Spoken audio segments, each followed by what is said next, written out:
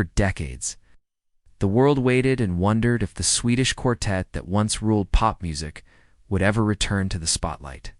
Fans imagined glittering lights, grand stages, and one last triumphant encore. But for Benny Andersson, the truth was very different. His reflections weren't about missed opportunities or fame left behind. They were about something far more fragile. The fading of a spark that once bound for people together as more than a band. When he finally broke his silence, his words didn't announce a reunion. They explained why one could never truly happen. ABBA's story didn't begin with fame, fortune, or world tours. It began quietly in 1966. Bernos, then a member of the Hootenanny Singers, met Benny Andersson, the celebrated keyboardist for Sweden's Heap Stars. The two found instant musical chemistry, spending long nights at the piano, writing melodies that felt far bigger than the small stages they played. By 1969, their creative partnership expanded in an unexpected way. Two young women entered the picture. Agnia Feldskog, a successful solo singer, and Annie Friedrich Lyngstad, often known as Frida, a gifted vocalist with a devoted following. Romance quickly followed.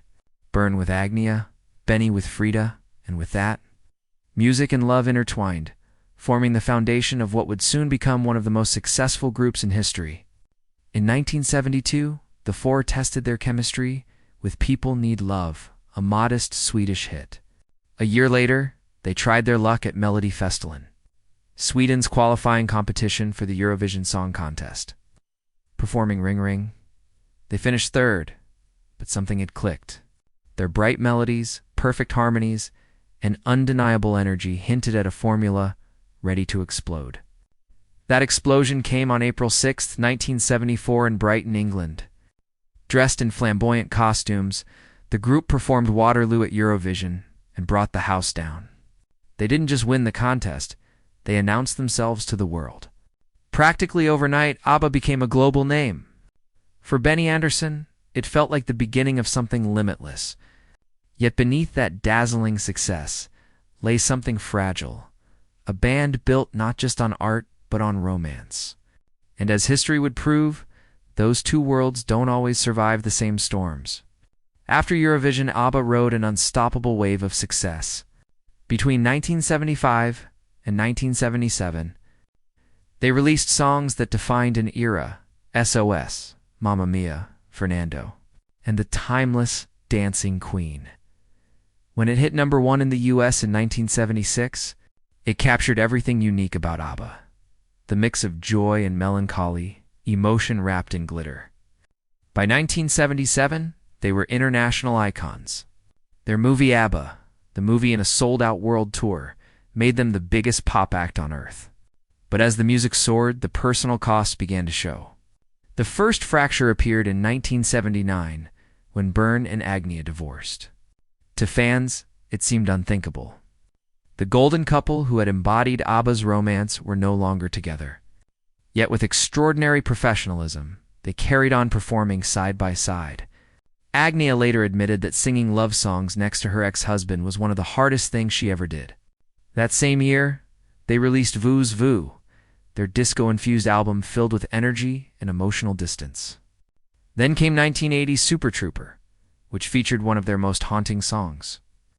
The Winner Takes It All, written by Bern and sung by Agnia. It felt like a window into their heartbreak. Bern insisted it wasn't autobiographical, but fans could hear the truth between the lines. By 1981, the second couple, Benny and Frida, also divorced. Two marriages, once the emotional backbone of ABBA, were gone.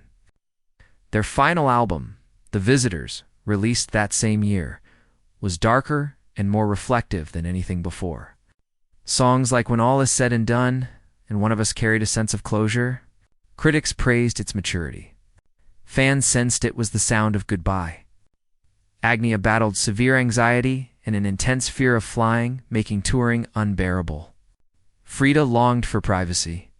Even Benny and Bern admitted that the joy had faded.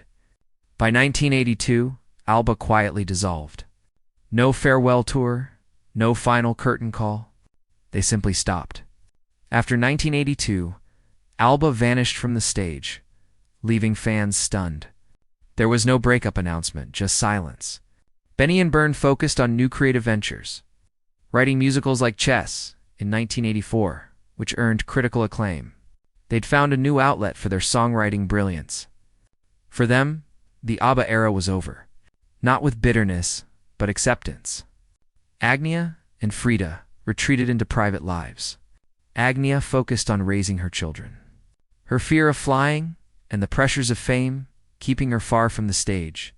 Frida settled in Switzerland, embracing peace and privacy. Both women released solo projects, but neither returned to the relentless spotlight. Meanwhile, ABBA's music refused to die. The 1992 compilation ABBA Gold sold over 30 million copies worldwide, keeping their legacy alive. Tribute acts in films like MMA Mia brought their songs to new generations. Then, in 2000, came the offer that shocked the industry. A reported $1 billion for a reunion tour, $250 million each. Fans could hardly believe it. Yet the group's answer was instant. No. Benny later explained that money had never driven them, and without the old spark, it wouldn't mean anything. Byrne confirmed the offer was never formalized, and even if it had been, they wouldn't have taken it. Agnia laughed about it in 2013, recalling, "They wanted 250 shows or something. Incredible. No chance. We'd done it." Byrne put it even more bluntly. "We'll never appear on stage again. There's simply no motivation.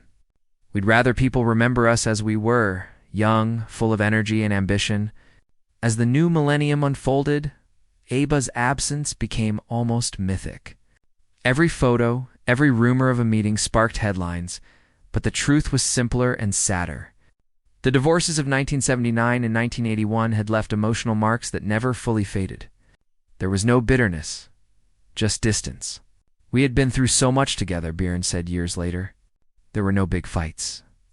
We just drifted apart." For Agnia, the idea of returning to the stage was terrifying. For Frida, the chapter was simply closed. After ABBA, she said, "I had done what I set out to do. I didn't feel the urge to revisit it." Meanwhile, Benny and Byrne thrived on new creative projects. Their musicals and compositions proved they didn't need the stage to continue their art. The women, however, had found peace in privacy. In that balance, creation and retreat, the band's story found quiet resolution. By the 2000s, most believed a reunion was impossible. The members had moved on, their lives defined by separate paths. But then, technology offered something different, an idea none of them had considered. In 2021, ABBA stunned the world with Voyage, a new album and a digital concert experience featuring lifelike avatars of their younger selves. It wasn't nostalgia, it was innovation. Fans could once again see ABBA perform, but without forcing the real members to relive old wounds or endure grueling tours. Benny described the recording sessions as an experiment. "We thought that door was long closed, but somehow it opened again, and it felt right this time." When Voyage launched in 2022, the reaction was overwhelming. The virtual concert became a global hit, earning over $100 million in 2023 alone. Audiences were brought to tears watching digital versions of ABBA perform with a live band as if the 1970s had come back to life. For Frida, it was a dream realized. "I dreamed of this for years," she said. "We love our music. We love to sing." For fans, it wasn't just a comeback. It was a bridge across time, a celebration of what once was without the pain of pretending it could be again. When asked about the reunion that never was, Benny Andersson's response was simple. The music was enough. It always was. ABBA could have taken the billion-dollar deal. They could have filled stadiums and cashed in on nostalgia. Instead, they chose honesty over spectacle, dignity over dollars, and peace over pressure. Their story reminds us that sometimes walking away is the most powerful encore of all. Now, the question turns to you. Did ABBA make the right choice in staying off the stage, or should they have given the world one last farewell in person? Share your thoughts below, and don't forget to subscribe for more untold stories of the legends who changed music forever.